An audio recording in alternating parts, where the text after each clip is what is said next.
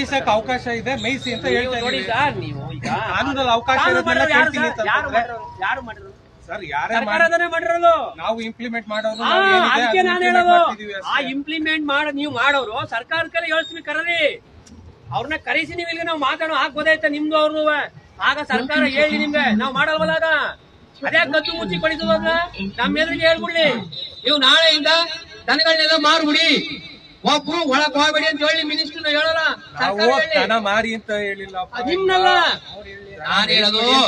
ACF BCF ಅಲ್ಲ, legal ಆಗಿ ಒಳಗಡೆ ನೀವು ಸರ್ಕಾರ ಯಾಕೆ ನೀವು ಪಟಾಕಿ ಹೊಡೆದು ಲೀಗಲ್ ಪಟಾಕಿ ಹೊಡಿ ಉಂಟಾ?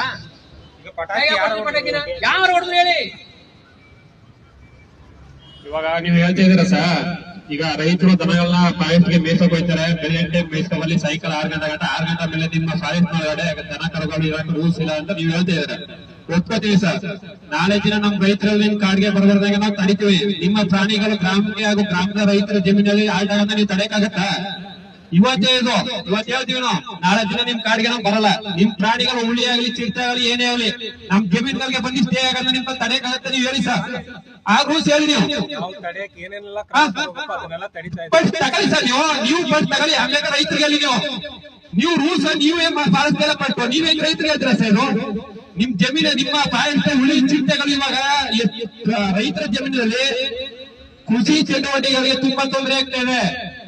ಡೈಲಿ 2 ಹಸು, ವಾರದಲ್ಲಿ ಒಬ್ಬ ಮನ್ಸ, ಪ್ರತಿ ಮನ್ಸನ್ಗೆ ಕೃಷಿ ಜಮೀನಲ್ಲಿ ಇವಾಗ ನಮ್ ಕಡೆ ನಿನ್ನೆ ಬಡವರ್ಪುರಲ್ಲಿ ಒಬ್ಬ ರೈತರ ಜೀವನ ಹಾಳು.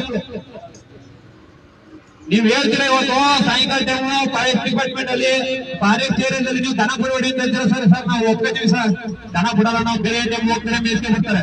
ನೀವು ತೊಂದರೆ ಕೊಡಲ್ಲ ಅಂತ ನಾವು ತೊಂದ್ರೆ. ನಿಮ್ ಪ್ರಾಣಿಗಳು ಬಂದು ನಮ್ಮ ಊರೂರಲ್ಲೇ ಆಟ ಆಗ್ತದಲ್ಲ, ನೀವ್ ಏನ್ ಕ್ರಮ ಕೈಗೊಳ್ತೀರಾ? ನಾವು ಎಲ್ಲಾ ರೀತಿ ತಡೆಯೋದಕ್ಕೆ ಕ್ರಮ ತಗೊಂಡಿದ್ದೀವಿ.